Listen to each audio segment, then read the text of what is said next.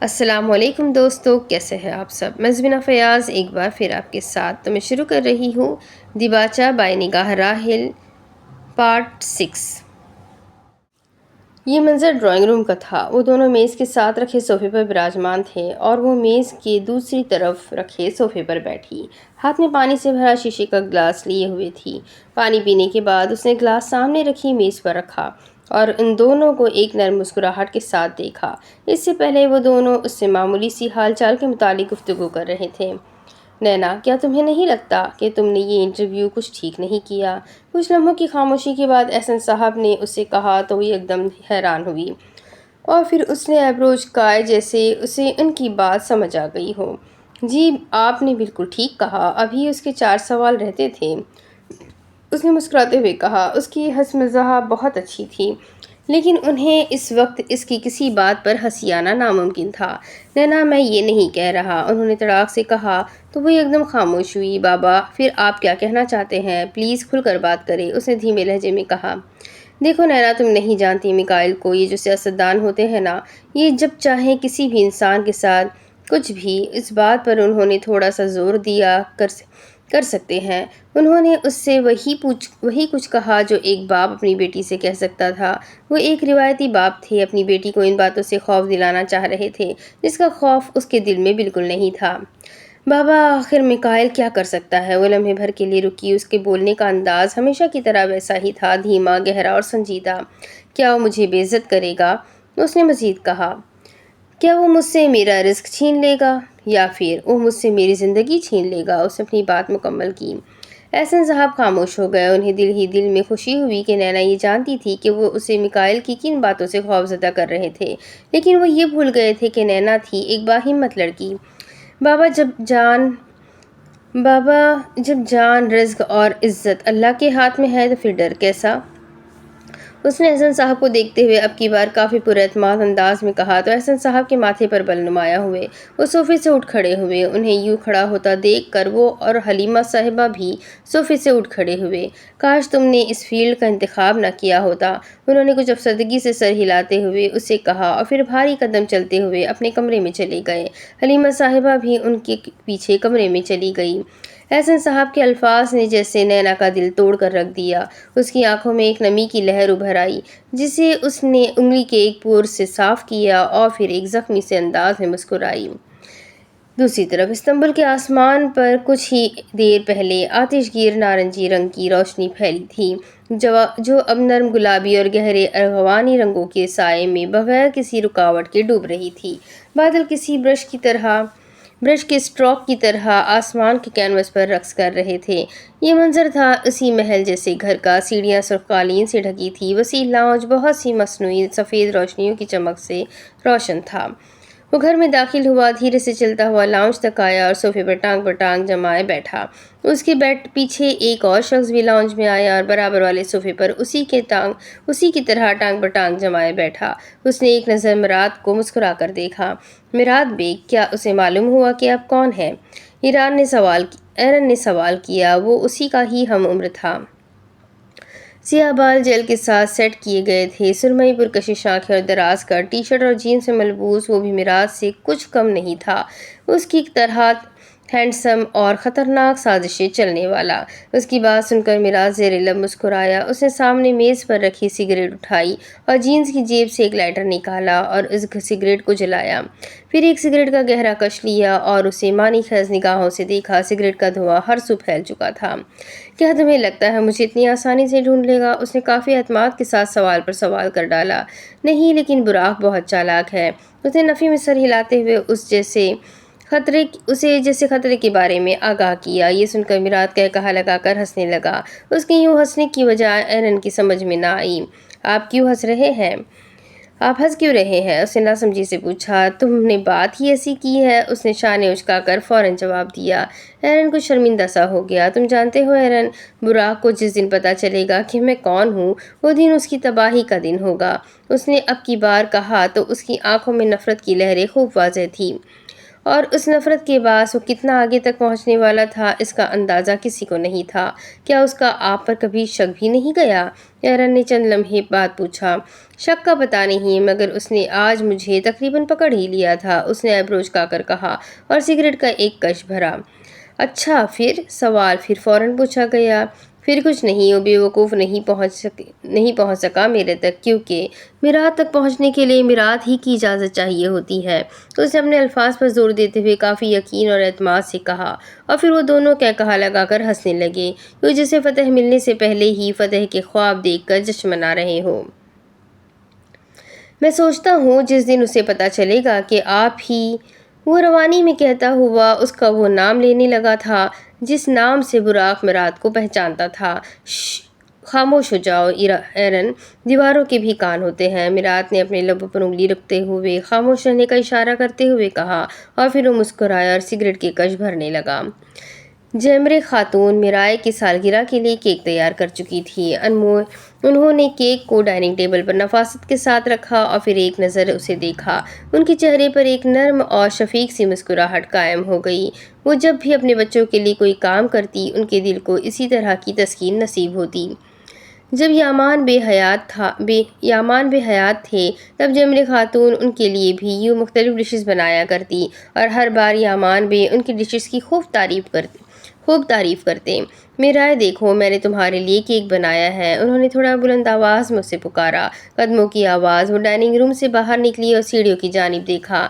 میرائے کافی احتیاط سے سیڑھیاں اتر رہی تھی، یوں کہ اس نے پیروں میں سرخ ہائی ہیلز پہن رکھی تھی، سیاہ لمبا فراک اور چہرے پر کیا ہلکا سا میک اپ، لیکن ڈارک ریڈ لپسٹک اس کے چہرے کو کافی دلکش بنا رہی تھی۔ اس نے اپنے چہرے بال جو کندھے سے کچھ انچ نیچے کو آتے تھے انہیں آج باندھا نہیں ہوا تھا بلکہ کھلا ہی چھوڑا ہوا تھا۔ وہ سیڑھیاں اتر کر دھیرے سے چلتی ان کے قریب آئی، اس کی نیلی آنکھیں آج مسرت کی بنا پر چمک رہی تھیں۔ اے ماشاء اللہ میرائے، تم کتنی پیاری لگ رہی ہو، انہوں نے اس کو نرم نگاہوں سے دیکھتے ہوئے کافی پیار سے کہا، اور پھر کچھ لمحے اس کی تعریف میں کافی کچھ کہتی رہی۔ بہت شکریہ آنے، انہوں نے اس کی تعریفوں کے پل بند کیے تو اس نے گرم جوشی کے ساتھ انہیں شکریہ کہا، اور پھر جیمرے خاتون اسے ڈائننگ روم میں لے کر گئی اور اسے کیک دکھایا۔ اس نے ڈائننگ ٹیبل پر رکھے اس کیک کو دیکھا، اس کا دل اس کیک کی میٹھی سی خوشبو اور رغبت سے لبریز ہو گیا۔ کیک کی اوپری سطح پر جیسے مخملی سی چاکلیٹ کی لہر موجود تھی، اس کی نم سطح اس کے ذائقے دار ہونے کی طرف اشارہ کرتی۔ یہ ہوم میڈ کیک صرف بہت ہی میٹھا اور لذیذ نہیں تھا، بلکہ محبت سے کی گئی محنت تھی جسے کافی احتیاط اور دیکھ بھال کے ساتھ تیار کیا گیا تھا۔ اس میں سادہ سے اجزاء کو جذبے، مہارت اور محبت کے ساتھ تبدیل کیا گیا تھا۔ یہ تو دکھنے میں بہت اچھا لگ رہا ہے آنے، اس نے کہا تو جیمرے خاتون کھل کر مسکرائی جس سے انہیں ان کی محنت کا پھل وصول ہو گیا ہو۔ یہ کھانے میں بھی بہت مزے کا ہوگا، تم بس کھا کر دیکھنا، انہوں نے اس سے کافی یقین سے مسکرا کر کہا، تو اس نے بھی مسکراتے ہوئے اس بات میں سر ہلا دیا۔ ظاہر سی بات ہے، آخر یہ کیک میری پیاری آنے نے جو بنایا ہے، وہ یہ کہتے ہوئے بچوں کی طرح ان کے ساتھ لپکی۔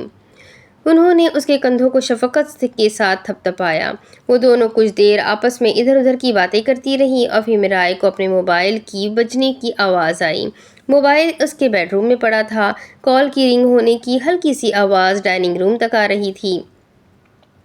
آنے لگتا ہے میری کال آ رہی ہے، میں چیک کر کے آئی، وہ یہ کہہ کر کمرے میں تیز قدموں کے ساتھ تقریباً دوڑی۔ وہ جانتی تھی کہ کس کی کال ہوگی۔ کمرے میں پہنچ کر وہ فوراً بیڈ کی سائڈ ٹیبل کی جانب بڑھی جہاں اس کا موبائل پڑا تھا۔ موبائل ہاتھ میں لیتے ہی اس نے اس کی روشن اسکرین پر نظر ڈالی جس پر وہ نمبر جگمگا رہا تھا۔ اس کا چہرہ مزید کھل اٹھا، آنکھیں بھی مزید روشن ہو گئیں۔ وہ تقریباً آدھے گھنٹے بعد ڈائننگ روم میں واپس آئی جہاں جیمرے خاتون اس کا انتظار کر رہی تھی۔ وہ اب ڈائننگ ٹیبل کے ساتھ رکھی کرسی پر براجمان تھی اور اسے دیکھ کر دھیرے سے مسکرائی۔ یعنی براق آبے نے کب تک آنا ہے؟ ان کے ساتھ والی کرسی پر بیٹھتے ہوئے اس نے پوچھا۔ میں نے اسے کال کی تھی، وہ کہہ رہا تھا بس تھوڑی دیر میں آ جائے گا، انہوں نے سوچ کر جواب دیا۔ ٹھیک ہے، کوئی بات نہیں، اس نے کہا تو اس کے لہجے میں سے ناگواری صاف جھلک رہی تھی۔ کچھ لمحے خاموشی سے گزرے۔ جیمرے خاتون نے ڈائننگ ٹیبل پر کیک کو رکھا ہوا تھا جس کو اب انہوں نے ایک پلیٹ کے ساتھ ڈھک لیا تھا۔ آنے، وہ اب تک کیوں نہیں آئے؟ اتنی دیر ہو گئی ہے۔ میرائے کے چہرے پر غصہ، ناگواری اور اداسی خوب واضح تھی۔ تھوڑا صبر کرو، براق آتا ہی ہوگا۔ انہوں نے اسے تسلی دینے کی کوشش کی لیکن وہ نہ سمجھی۔ اگر انہوں نے اتنی دیر کرنی تھی تو آپ نے مجھے اتنی جلدی تیار ہونے کو کیوں کہا؟ خواہ مخواہ آپ نے اتنی جلدی یہ کیک بھی بنا لیا۔ شام ہونے والی ہے، بلکہ شام تو کب کی ہو چکی ہے۔ وہ منہ بسورتے ہوئے بس روانی میں کہے جا رہی تھی اور جمر خاتون سر پر ہاتھ رکھے اس کی باتیں خاموشی سے سنے جا رہی تھی۔ اس لڑکی کا میں کیا کروں، صبر ہی نہیں ہے اس میں، انہوں نے ناگواری سے نفی میں سر ہلاتے ہوئے زیر لب کہا، اور پھر ان کی نظریں اپنے موبائل کی اسکرین پر گئی۔ ایک میسج پڑھے جانے کا منتظر تھا۔ انہوں نے اسے پڑھا تو ایک دم ان کا چہرہ جیسے بجھ سا گیا۔ میرائے ان کے چہرے کا یوں بجھاپن محسوس کر گئی اور اس کا دل بے چین ہو گیا۔ کیا ہوا آنے؟ اس نے تشویش اور بے چینی کے عالم میں پوچھا۔ براق کا میسج آیا ہے، وہ لیٹ ہے، انہوں نے ہچکچا کر اسے بتایا تو وہ ایک دم میرائے کے دل پر ایک بوجھ سا پڑ گیا، اس کا دل ڈوب سا گیا۔ بھلا یہ کیا بات ہوئی؟ اس نے بھرائی ہوئی آواز میں کہا اور خاموش ہو گئی۔ اس میں اب مزید کچھ کہنے کی ہمت نہ تھی، آنکھیں بھیگ گئی تھی، بس برسنے کی منتظر تھی۔ چلو تم اداس مت ہو، ہم دونوں مل کر سیلیبریٹ کر لیتے ہیں تمہاری برتھ ڈے، انہوں نے اس کے کندھے پر نرمی سے ہاتھ رکھتے ہوئے کہا تو وہ کرسی کھینچ کر اٹھ کھڑی ہوئی۔ نہیں، مجھے اب کوئی سیلیبریشن نہیں کرنی، آپ یہ کیک اٹھا کر، وہ بلند آواز میں کہہ رہی تھی تو اسے ایک دم کچھ جھٹکا۔ جمر خاتون مسکرا رہی تھی، لیکن کیوں؟ یہ وہ سمجھ نہ پائی۔ آپ کو ہنسی آ رہی ہے؟ اس نے آنکھیں چھوٹی کرتے ہوئے کہا، چہرے پر تناؤ قائم کیے ہوئے تنزیہ کہا تو وہ اب کی بار کھل کر ہنسنے لگی۔ اس کی تشویش مزید بڑھ گئی اور چہرہ غصے سے سرخ ہونے لگا، یوں کہ اس کی آنکھیں بس برسنے ہی لگی تھیں۔ کبھی کبھی میں سوچتا ہوں کہ میرائے تم ابھی تک ایک چھوٹی بچی ہی ہو۔ اسے یہ آواز پیچھے سے آئی۔ اس نے مڑ کر دیکھا تو کچھ ہی فاصلے پر اس کے سامنے براق کھڑا تھا جو اسے دیکھ کر مسکرا رہا تھا۔ آبے آپ؟ اس نے حیرانی اور ناسمجھی سے بھرائی ہوئی آواز میں پوچھا۔ کیسا لگا سرپرائز؟ اس نے زیر لب مسکرا کر سوال پر سوال کر ڈالا۔ میرائے کا چہرہ ایک دم کھل اٹھا اور پھر اس کی آنکھیں برسنے لگی۔ اس نے زیر لب مسکراتے ہوئے ہاتھوں کی پشت سے اپنی آنکھیں اور گال رگڑی اور پھر مزید مسکرانے لگی۔ اس کا دل ہلکا ہو گیا تھا۔ اسے ناراض براق نے کیا تھا اور اس کی ناراضی کو ختم بھی براق نے ہی کیا۔ آخر وہ براق یامان تھا جو ٹوٹے دلوں کو جوڑنے کا فن جانتا تھا۔ Happy birthday to you. Dining room کے ساتھ ساتھ پورے گھر میں اسپیکرز پر لگے سالگرہ کے گانے کی آواز گونج رہی تھی۔ لوگ کم تھے، بلکہ صرف 3 ہی افراد تھے اس گھر میں، لیکن پھر بھی چند سچے دل کے مالک افراد بہت سے منافق لوگوں سے بہتر ہوتے ہیں۔ ڈائننگ ٹیبل پر رکھے چاکلیٹ کیک پر اب بہت سی لکیریں بن چکی تھی۔ کیک اب بہت سے حصوں میں تقسیم ہو چکا تھا۔ وہ تینوں اب ڈائننگ ٹیبل کے ارد گرد رکھی کرسیوں پر براجمان تھے اور کیک کھانے میں مصروف تھے۔ براق آبے، میرا گفٹ۔ جب سب نے کیک کھا لیا تو میرائے نے براق سے فوراً پوچھا۔ یہ سن کر براق لمحے بھر کے لیے خاموش ہو گیا۔ اوہ، وہ تو میں بولتے ہوئے رکا، میں بھول گیا، اور پھر ایک ہی سانس میں اس نے یہ 3 لفظ کہہ ڈالے۔ وہ میرائے کے رد عمل سے اب خوب واقف تھا۔ کیا؟ اس کی آواز بلند تھی۔ براق نے کچھ ندامت بھرے انداز میں اس بات میں سر ہلایا۔ اس کا چہرہ ایک دم بجھ سا گیا اور اس نے اپنے دونوں ہاتھ گالوں کے ساتھ ٹکائے اور نظریں جھکا کر اپنے سامنے رکھی پلیٹ کو خالی خالی نظروں سے دیکھنے لگی۔ جمر خاتون اس کا یوں بجھا ہوا چہرہ دیکھ کر کچھ افسردہ ہوئی۔ انہیں براق سے یہ امید نہیں تھی۔ اور پھر براق نے اپنی جیکٹ کی جیب میں ہاتھ ڈالا اور اس میں سے میرائے کا تحفہ نکالا۔ اس نے اپنا ہاتھ میرائے کی جانب بڑھایا تو میرائے نے نظریں اٹھا کر اس کے ہاتھ میں موجود اس فوٹو فریم کو دیکھا۔ اس فوٹو فریم میں تصویروں کا ایک کولاج بنا تھا۔ اس کا بجھا ہوا چہرہ ایک دم کھل اٹھا، چہرے پر ایک روشن مسکراہٹ قائم ہوئی اور اس نے اسے تشکر اور محبت بھری نظروں سے دیکھا۔ آبے، یہ تو بہت خوبصورت ہے، یہ میری زندگی کا سب سے اچھا تحفہ ہے، اس نے گرمجوشی کے ساتھ اس سے کہا تو وہ مسکرایا۔ وہ کتنے ہی لمحے اس تصویر کو خاموشی سے مسکرا کر دیکھتی رہی۔ اس فوٹو فریم کے کولاج میں موجود تصویروں میں سے ایک تصویر میں وہ کم عمر تھی اور اس وقت وہ یامان بے کے ساتھ کھڑی تھی اور کھلکھلا کر ہنس رہی تھی۔ ایک تصویر میں وہ براق کے ساتھ تھی اور ایک میں جمر خاتون کے ساتھ۔ پھر ایک تصویر میں وہ تینوں تھے مگر یامان بے نہیں، اور ایک آخری تصویر بھی تھی جس میں وہ تنہا تھی، ہاتھوں میں پھولوں کا ایک گلدستہ تھامے وہ اسے دیکھ کر خوش دلی سے مسکرا رہی تھی۔ میرائے کو ایسا لگا کہ وہ جو چاہتی تھی اسے وہی ملا، ایک مکمل خاندان، پھر چاہے وہ ایک تصویر میں ہی ہو۔ وہ تھا تو مکمل، میں جانتا تھا تمہیں یہ پسند آئے گا۔ اس نے کندھے اچکا کر مسکراتے ہوئے اس سے کہا۔ براق جانتا تھا کہ میرائے کو ابھی اس تحفے کی بہت ضرورت تھی، کیونکہ کچھ دن پہلے ہی اس نے براق سے کہا تھا، آج مجھے بابا کی بہت یاد آ رہی ہے۔ سالگرہ منانے کے بعد وہ تینوں کچھ دیر آپس میں لاؤنج میں بیٹھ کر بات چیت کرتے رہے اور پھر جیمرے خاتون اور براق اپنے اپنے کمروں میں چلے گئے۔ میرائے وہاں سے اٹھ کر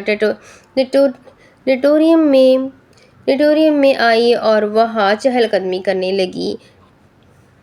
چاند کی روشنی کے رنگ پول کے صاف اور شفاف نیلے پانی کے ساتھ مل رہے تھے۔ ہوا تیز نہیں چل رہی تھی مگر پھر بھی خنکی کی فضا ہر سو قائم تھی۔ آنے سے کیسی اجازت لوں میں؟ وہ یوں ہی سوچوں کے سائے میں ڈوبے ڈوبے سے انداز میں چلتی ہوئی رکی۔ وہ چہرے سے کافی پریشان اور کنفیوز لگ رہی تھی۔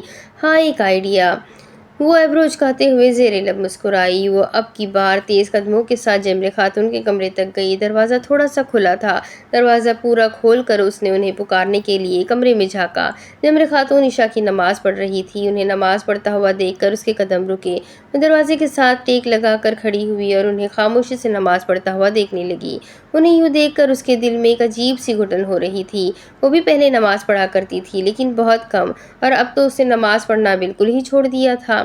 گھر سے باہر جاتے ہوئے اسکارف کرنے کا بھی جیمرے خاتون نے ہی اسے کہا تھا، ورنہ اگر انہوں نے نہ کہا ہوتا تو شاید وہ اسکارف کبھی شروع نہ کرتی۔ جیمرے خاتون نے نماز میں سلام پھیرا اور پھر دروازے کے ساتھ ٹیک لگائے کھڑی میرائے کو دیکھا۔ وہ مسکرائی تو وہ ان کی جانب متوجہ ہوئی۔ آنے، مجھے آپ سے ایک بات کرنی ہے۔ اس نے وہیں کھڑے رہتے ہوئے کچھ ہچکچا کر پوچھا۔ ہاں، کیوں؟ انہوں نے ناسمجھی سے کہا۔ آنے، گنجا نے ابھی مجھے بلایا ہے۔ اب وہ میری بیسٹ فرینڈ ہے، تو بس اسی وجہ سے وہ چاہتی ہے کہ میری برتھ ڈے سیلیبریٹ کرے۔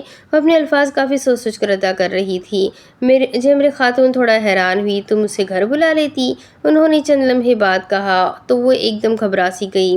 جی، میں نے کہا تھا اسے، لیکن وہ نہیں مانی۔ اس نے تھوک نگلا اور ایک گہرا سانس لیا۔ وہ کہہ رہی تھی کہ خود میری برتھ ڈے سیلیبریٹ کرنا چاہتی ہے، اور ابھی تو صرف 8 بجے ہے۔ میں 10 بجے تک آ جاؤں گی۔ اس نے اپنی بات مکمل کی اور دوبارہ ایک گہرا سانس لیا۔ دل کی دھڑکنیں اس وقت بہت تیز تھیں۔ وہ جانتی تھی کہ اپنی ماں سے اس وقت جھوٹ بول رہی ہے، جب وہ ابھی کچھ دیر پہلے ہی اللہ کی بارگاہ میں حاضر تھی، لیکن اس وقت انہوں نے تھوڑا سوچا، وہ مجھ سے ناراض ہو جائے گی، پلیز، آج تو میری برتھ ڈے ہے۔ اس نے اب کی بار التجائی انداز میں کہا، پھر ایک اداس سا چہرہ بنا کر ان کے ساتھ فرش پر گھٹنوں کے بل آ کر بیٹھی۔ اس کا یوں اداسی سے بھرا چہرہ دیکھ کر وہ بے بس ہو گئی۔ اچھا ٹھیک ہے، چلی جاؤ، انہوں نے کہا تو ان کا دل و دماغ ایک دوسرے کا ساتھ نہیں دے رہا تھا۔ یہ سن کر وہ فوراً اٹھی اور انہیں شکریہ کہتے ہوئے کمرے کے دروازے تک پہنچی۔ میرائے، وہ کمرے سے نکلنے ہی لگی تھی جب جیمرے خاتون نے اسے پکارا۔ اس نے پیچھے مڑ کر انہیں دیکھا۔ میرا بھروسہ کبھی مت توڑنا۔ ان کے انداز میں کچھ عجیب سا تھا جس نے میرائے کے دل میں ایک پھندا ڈال دیا۔ پہلے اسے یوں لگا کہ انہیں شاید معلوم ہو گیا ہے کہ وہ کس سے ملنے جا رہی ہے، پھر اس نے ان سوچوں کو اپنی غلط فہمی سمجھ کر ذہن سے جھٹکا۔ نہیں آنے، میں کبھی ایسا نہیں کروں گی۔ اس نے ہلکا سا مسکرا کر انہیں جیسے تسلی دی۔ جیمرے خاتون نے دھیرے سے اس بات میں سر ہلایا اور پھر دعا کے لیے ہاتھ اللہ کی بارگاہ میں اٹھائے۔ وہ اب دعا مانگنے میں مشغول ہو گئی تھی۔ وہ چند لمحے وہیں ساکت سی کھڑی انہیں دیکھتی رہی۔ یہ محبت بھی انسان سے کتنا کچھ کروا لیتی ہے، دل ہی دل میں میرائے نے سوچا۔ وہ شاید یہ بھول گئی تھی کہ جو محبت انسان سے جھوٹ اور گناہ سرزد کروائے وہ محبت نہیں رہتی، بلکہ وہ تبدیل ہو جاتی ہے ایک گناہ میں اور ایک سزا میں۔ کمرے میں ایک طویل خاموشی کا سایہ پھیلا ہوا تھا۔ احسن صاحب بیڈ کے ساتھ ٹیک لگائے بیٹھے تھے۔ وہ پہلے موبائل پر کچھ میسیجز اور میلز وغیرہ چیک کر رہے تھے اور اب انہوں نے فون بند کر کے اسے بیڈ کے سائڈ ٹیبل پر رکھ دیا۔ حلیمہ صاحبہ پہلے صوفے پر بیٹھ کر کوئی کتاب پڑھ رہی تھی اور اب وہ کتاب بند کر کے بیڈ پر ان کے برابر میں آ کر بیٹھی۔ کاش نینا ہمیں سمجھ سکتی، احسن صاحب نے حلیمہ صاحبہ سے کہا تو انہوں نے ایک دم ان کی جانب دیکھا۔ ان کے چہرے پر بہت کچھ تھا، تکلیف، پریشانی، دکھ، فکر اور نہ جانے کیا کیا۔ لیکن مجھے لگتا ہے کہ ہمیں اس کو سپورٹ کرنا چاہیے، ایسے وہ اپنے آپ کو بہت تنہا محسوس کرے گی۔ حلیمہ صاحبہ نے ان کی بات سننے کے چند لمحے بعد نرمی سے کہا، ہاں، لیکن یہ اسی کے بھلے کے لیے ہے۔ تم جانتی نہیں ہو ہمارے یہاں کے سیاستدانوں کو، اور اس نے تو ماشاء اللہ سے میکائل ملک سے ٹکر لے لی ہے۔ وہ کہہ رہے تھے تو اب کی بار ان کے الفاظ میں نینا کے لیے تعریف و ستائش بھی تھی اور فکر بھی۔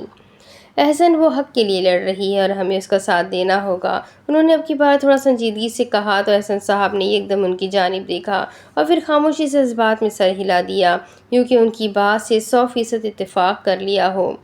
نینا کے بیڈ روم کی چند بتیاں روشن تھی اور چند بجھی ہوئی، اور وہ کچھ دیر پہلے ہی عشاء کی نماز پڑھ کر فارغ ہوئی تھی اور اب بس وہ سونا چاہتی تھی۔ تھکن اتنی تھی کہ اسے اس وقت گہری نیند سونا رب کا سب سے قیمتی تحفہ لگ رہا تھا۔ وہ آہستگی سے بیڈ پر آ کر بیٹھی، اس کا ذہن کافی ساری باتوں میں الجھا ہوا تھا۔ کیا بابا صحیح کہتے ہیں؟ اس نے بھاری دل کے ساتھ زیر لب خود سے سوال کیا تو دل اور دماغ نے اس کا جواب اسے فوراً دیا۔ کاش بابا مجھے سمجھ سکتے۔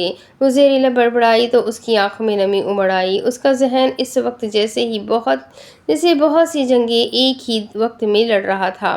وہ بیڈ کی سائڈ ٹیبل پر رکھا لیمپ بجھانے لگی تو یک دم اس کے ذہن کے پردوں پر کچھ ابھرا، کچھ روشن ہوا۔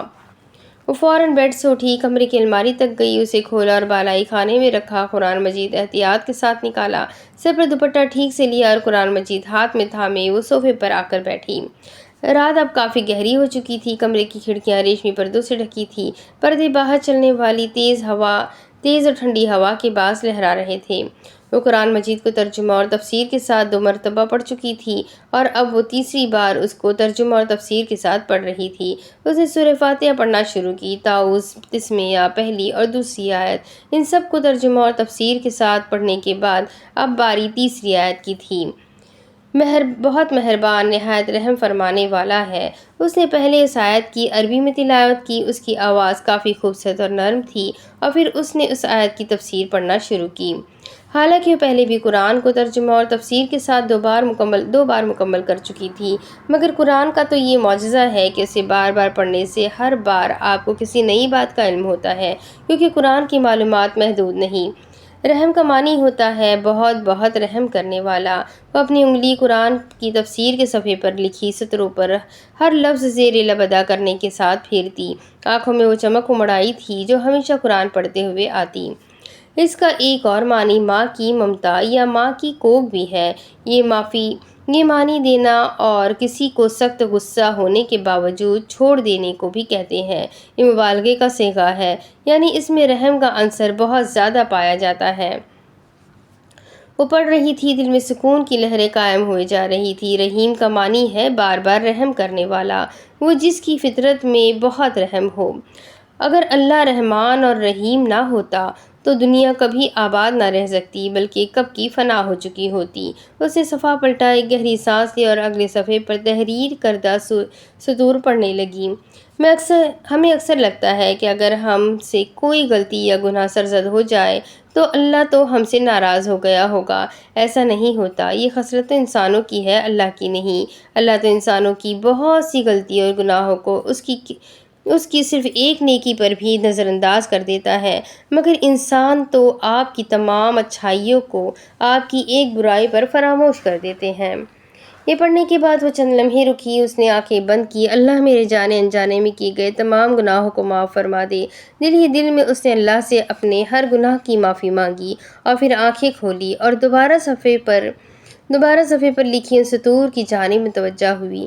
انسان کو جب ایسا لگنے لگے کہ وہ بالکل پرفیکٹ ہے تو یہ جان لے کہ انسانوں میں نبی کریم صلی اللہ علیہ وسلم کے علاوہ اور کوئی پرفیکٹ ہو ہی نہیں سکتا۔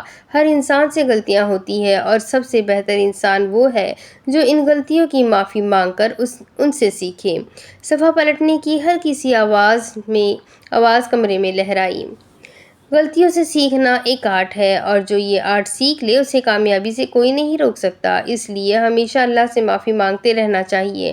اگر کبھی ایسا لگے کہ ہم سے کوئی گناہ نہیں ہوا تب بھی معافی مانگ لینی چاہیے، کیونکہ کچھ گناہ اور غلطیاں ایسی ہوتی ہیں جو آپ کو معلوم بھی نہیں ہوتی۔ اس آیت کی تفسیر مکمل ہو چکی تھی، اب اس نے اگلی آیت پڑھنا شروع کی۔ روز جزا و سزا کا مالک ہے۔ اس نے پہلے اس آیت کی عربی میں تلاوت کی اور پھر اس کا ترجمہ پڑھا۔ اس آیت میں روز آخرت پر ایمان اور روز آخرت میں اللہ کے عملی اقتدار اور اختیار کا ذکر ہے، یعنی اللہ ہر انسان کو اس کے اچھے اعمال کا اچھا اور برے اعمال کا برا بدلہ دے گا۔ وہ ایسا بدلہ دینے کی اور اپنے اس فیصلے کو نافذ کرنے کی پوری قدرت رکھتا ہے۔ اس نے چند لمحے کا وقفہ لیا اور دوبارہ تفسیر پڑھنا شروع کی۔ اعمال کے بدلے کے سلسلے میں بھی اللہ تعالیٰ کے بہت سے ضابطے اور قوانین ہیں جن کا ذکر قرآن مجید میں بہت سے مقامات پر مرکوز ہے۔ مثال کے طور پر اللہ نیکیوں کا بدلہ جسے چاہے گا بہت زیادہ بھی دے سکتا ہے، مگر برائی کا بدلہ اتنا ہی دے گا جتنی اس نے برائی کی ہو، یا یہ کہ جرم کی سزا کسی دوسرے کو نہیں دی جائے گی، یا یہ کہ کوئی مجرم کسی صورت میں سزا سے نہیں بچ سکے گا، وغیرہ وغیرہ، اور ان سب چیزوں کا ذکر قرآن میں بہت سے مقامات پر آیا ہے۔ اس نے ایک نظر پورے صفحے پر دوڑائی اور زیر لب تشکر بھرے انداز میں مسکرائی۔ وہ اللہ کا جتنا شکر ادا کرتی وہ کم تھا، کیونکہ اللہ نے اسے اس قابل کیا تھا کہ وہ اس کی نازل کردہ مقدس اور سب سے عظیم کتاب کو پڑھنے کے ساتھ ساتھ سمجھ بھی رہی تھی۔ قیامت کا وعدہ تو سچا ہے، اس دن ہر کسی کو انصاف ملے گا، اس دن کسی قسم کی رشوت یا سفارش کام نہیں آئے گی۔ ہاں یہ بات سچ ہے کہ قیامت کے دن نبی کریم صلی اللہ علیہ وسلم سفارش کریں گے، لیکن وہ سفارش بھی اللہ کی اجازت سے ہی کریں گے، اور اللہ ہی فیصلہ فرمائے گا کہ وہ کن کے لیے سفارش کرے۔ اس آیت کی تفسیر مکمل ہو چکی تھی۔ اگر اس جہاں میں انصاف نہ مل سکا تو دوسرے جہاں میں ہی صحیح میں اپنی پوری کوشش کروں گی کہ حق کے لیے لڑتی رہوں، باقی جو اللہ کو منظور۔ نینا زیر لب بڑبڑائی، اس کی آنکھیں نم تھیں جن میں سے ایک چمک ابھر رہی تھی۔ اب باری اگلی آیت کی تھی۔ ایاک نعبد و ایاک نستعین، ہم تیری ہی عبادت کرتے ہیں اور ہم تجھی سے مدد چاہتے ہیں۔ یہ آیت وہ جب بھی پڑھتی اس کا اللہ پر توکل اور ایمان پہلے سے زیادہ بڑھ جاتا اور اس کے اندر خود اعتمادی پہلے سے زیادہ بڑھ جاتی۔ اللہ، جب ہم صرف آپ ہی کی عبادت کرتے ہیں اور صرف آپ ہی سے مدد مانگتے ہیں تو پھر ہم کیوں آپ کے سوا کسی اور سے ڈریں؟ اس نے دل ہی دل میں کہا۔ اب اس کی آنکھیں تھکاوٹ کی وجہ سے بوجھل ہونے لگی تھی اور اس کا ذہن بھی اب کافی تھک چکا تھا، جس وجہ سے اب اگر وہ اس آیت کی تفسیر پڑھتی تو شاید وہ اسے ٹھیک سے سمجھ نہ پاتی۔ اس لیے اس نے قرآن مجید کو احترام کے ساتھ بند کیا اور اسے رحل میں رکھنے کے بعد الماری کے سب سے بالائی خانے میں رکھ دیا۔ وہ اپنے بیڈ پر جا کر لیٹی۔ کمرے کی تمام بتیاں بجھ چکی تھیں۔ اس نے دھیرے سے آنکھیں بند کی اور سونے کی کوشش کی۔ شکر ہے اللہ کا میرے پاس دنیا کو دکھانے کے لیے ثبوت ہے۔ میکائیل ملک کے بارے میں آنکھیں بند کرتے ہی اس کے ذہن میں میکائیل ملک کا لیا گیا آج کا انٹرویو ابھرا تو اس نے دل ہی دل میں اللہ کا شکر ادا کیا۔ میکائیل ملک، ابھی تو یہ صرف ٹریلر تھا۔ اس نے اپنی آنکھیں کھولی، چہرے پر ایک فاتحانہ مسکراہٹ قائم کی۔ اس نے دل ہی دل میں کہا۔ تاریخ تھی 12 جنوری 2022، نیو یارک۔ تم مجھے کالز کیوں کر رہی تھی؟ اس نے چند لمحے بعد پوچھا تو عریشہ نے فوراً اپنے ماتھے پر اپنا ہاتھ مارا، یوں جیسے وہ کچھ بتانا بھول گئی ہو۔ آپ کی آج کسی سے بہت اہم میٹنگ تھی نا؟ اس نے کہا تو نینا نے اس بات میں سر ہلایا۔ یہ منظر تھا نیو یارک کے ایک ریسٹوران کا جہاں شہر کی دلکشی اس ریسٹوران کی جدید خوبصورت مناظر سے آ کر ملتی۔ دیواریں اتنی نفاست اور خوبصورتی سے سجی ہوئی تھی کہ وہ شہر کے متحرک ثقافتی مناظر کی عکاسی کرتی۔ مختلف پکوان کی خوشبو ہوا میں لہرا رہی تھی جو وہاں موجود لوگوں کو طمانینت بخشتی، اور یہاں ایک کونے پر رکھی میز کے ساتھ والی کرسی پر بیٹھا اس کا انتظار کر رہا تھا۔ اس سے عمر میں کچھ 6-7 سال بڑا تھا۔ ویسے آپ کی میٹنگ کس سے ہے؟ عریشہ نے تھوڑا ہچکچا کر یہ سوال پوچھا، جس پر نینا کے چہرے کے تاثرات بدلے۔ عریشہ، اگر تمہیں اور کوئی کام نہیں ہے تو تم یہاں سے جا سکتی ہو، اس نے تھوڑا سخت لہجے میں اس سے کہا۔ وہ ریسٹوران میں داخل ہوئی۔ ہمیشہ کی طرح عبایا اور اسکارف میں ملبوس وہ کافی پرکشش اور پراعتماد دکھائی دیتی۔ چند قدم چلنے کے بعد اس نے ارد گرد نگاہ دوڑائی تو اس سے کونے پر رکھی ایک میز کے ساتھ وہی والی کرسی پر بیٹھا وہ شخص دکھائی دیا جس سے وہ آج ملنے آئی تھی۔ اس شخص نے بھی اسے دیکھ لیا تھا۔ اپنی رس واچ پر وقت دیکھا تو وہ دنگ رہ گیا۔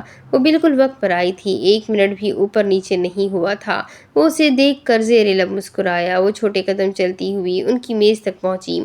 وہ اسے دیکھ کر اپنی کرسی سے اٹھے۔ خوش آمدید نینا صاحبہ، یہ کہتے ہوئے انہوں نے میز کی دوسری جانب رکھی کرسی کی طرف اشارہ کیا۔ بہت شکریہ، اس نے دھیرے سے ایک رسمی مسکراہٹ کے ساتھ کہا اور میز کی دوسری جانب رکھی کرسی پر بیٹھی۔ جب وہ بیٹھ گئی تو عباس احمد نے بھی اپنی نشست سنبھال لی۔ تو بتائیے نینا صاحبہ، کیا لیں گی آپ؟ اس نے اس سے سوال کیا۔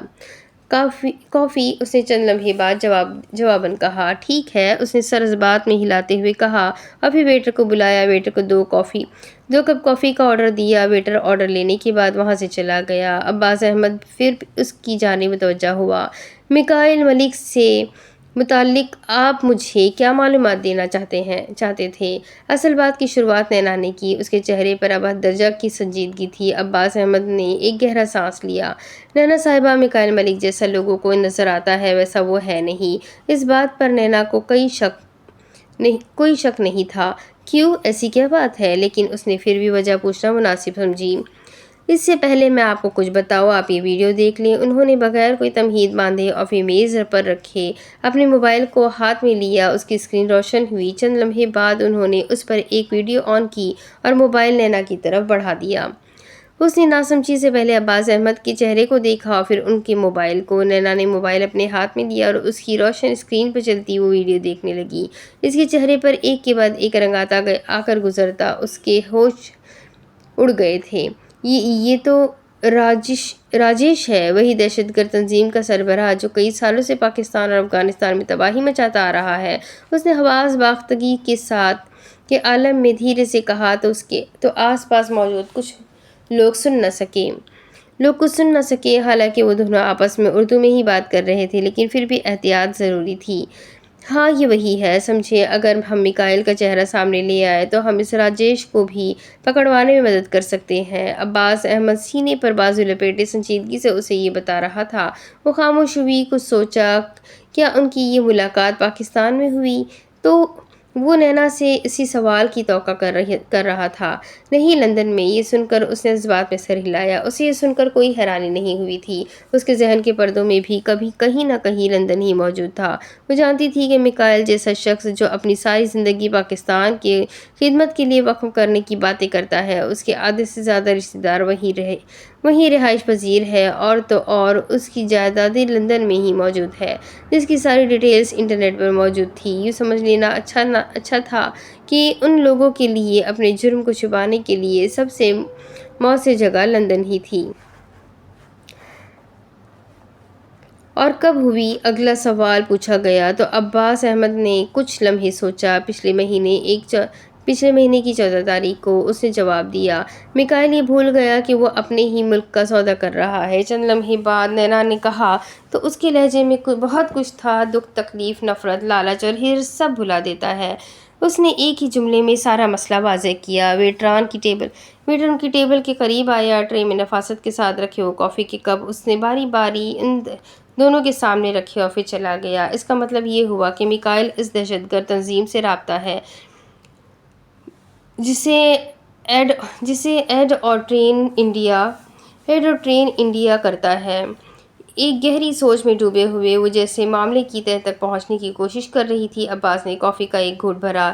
یہ وہ دہشت گرد تنظیم تھی جسے ایڈ اور ٹرین انڈیا کی وہ حکومت کرتی جو اپنے ہی ملک میں موجود مسلمانوں کی حق تلفی کئی سالوں سے کرتی آ رہی ہے۔ وہ الگ بات تھی کہ حکومت کبھی بھی ڈائریکٹ اپنا نام ایسے کاموں میں نہ آنے دیتی۔ وہ یہ کام اپنے ملک سے تعلق رکھنے والے ایسے لوگوں کے ذریعے کرواتی جن کا ریکارڈ پہلے سے ہی خراب ہوتا۔ جس طرح سے راجیش، ایک ہندوستانی دہشت گرد جس کا اتا پتہ کافی عرصے سے کسی کو معلوم نہیں ہو سکا تھا، اور اس میں کوئی شک نہیں تھا کہ اس کا یوں دنیا سے چھپا لینے میں ہندوستانی حکومت کا ہی ہاتھ ہے۔ ہاں، اور میکائل ہمیشہ انڈیا ہی کو فیور کرتا ہے۔ عباس احمد نے اس کی بات سن کر شانے اچکاتے ہوئے کہا۔ نینا نے افسوس کے ساتھ اس بات میں سر ہلایا۔ کئی بار پاکستان میں دہشت گردی کے تعلق کے واقعات ہوتے جن میں یہ خدشات پائے جاتے کہ اس میں ہندوستان کا عمل دخل شامل ہے، لیکن میکائل ملک وہ شخص تھا جو ہر بار اس بات کی نفی کرتا، بلکہ وہ ہر مرتبہ یہ بھی کہتا کہ ہندوستان سے تعلقات بہتر بنانا ضروری ہے۔ وہ یہ کیسے بھول سکتا تھا کہ ہر مرتبہ ان کی طرف دوستی کا بڑھایا گیا ہاتھ وہ کس طرح سے جھڑک دیتے۔ مسئلہ ہندوستان کے لوگوں کا یا عوام کا نہیں تھا، حکومت کا تھا۔ میرے پاس ایک کال ریکارڈنگ بھی ہے میکائل کی، جس میں وہ اسی تنظیم کے سربراہ سے مشورہ کر کے بیانات دینے کے بارے میں بات کر رہا تھا۔ चंद लम्हे बाद उसने चेहरे पर संजीदगी कायम किए हुए उसे बताया तो उसकी सियाह आंखों में एक चमक उभरी। वो ज़ेरे लब मुस्कुराई। उसने कॉफ़ी का कप अपने लबों से लगाकर कॉफ़ी के 1-2 घूंट भरे। ठीक है, आप मुझे वो कॉल रिकॉर्डिंग और वो ये वीडियो सेंड कर दें। उसने अब्बास अहमद से कुछ मानीख़ेज़ अंदाज में इस वीडियो की तरफ इशारा करते हुए कहा जो उसने उसे कुछ देर पहले दिखाई थी। अब्बास अहमद ने इस बात में सर हिलाया। हाँ, मैं कर देता हूँ, उसने इस बात में सर हिलाते हुए कहा। वैसे सिर्फ ये सब काफ़ी नहीं होगा मिकाइल की गद्दारी साबित करने के लिए। अब की बार उसने कहा तो अब्बास के चेहरे पर नासमझी तासुरात उभरे।